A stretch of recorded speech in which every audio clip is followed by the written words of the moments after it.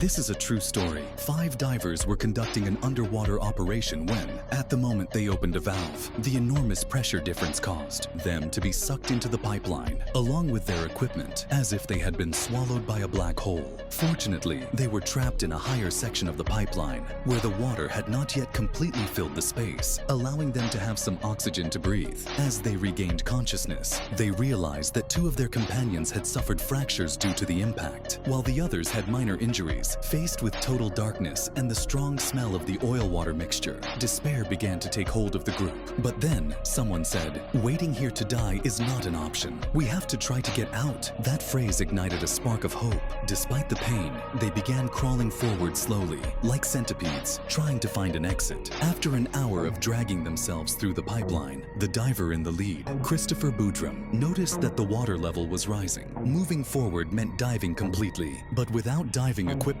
and with 2 injured team members, the attempt could be fatal. At that moment, Boudrum made a tough decision. He would go alone. "If I make it out, I'll bring help. If I don't return, you know what happened." With that promise, he took a deep breath and plunged into the darkness. With each passing second, the air in his lungs diminished and the feeling of suffocation intensified. But then, his hands touched something, an oxygen tank. With renewed hope, he used it to keep moving forward. For another 30 minutes, he swam blindly, unsure if he would ever find a way out. As his oxygen ran out, he miraculously found another tank. That gave him the strength to continue until, after more than 20 minutes of swimming in the dark, he sensed a turn in the pipeline. With his heart pounding, he swam upward, and then he surfaced. With the last of his strength, he shouted for help. 2 colleagues from the platform heard him and rushed to rescue him. Already on the boat, Christopher desperately insisted that an immediate rescue be launched. But despite his pleas, the company hesitated. Technicians were sent to assess the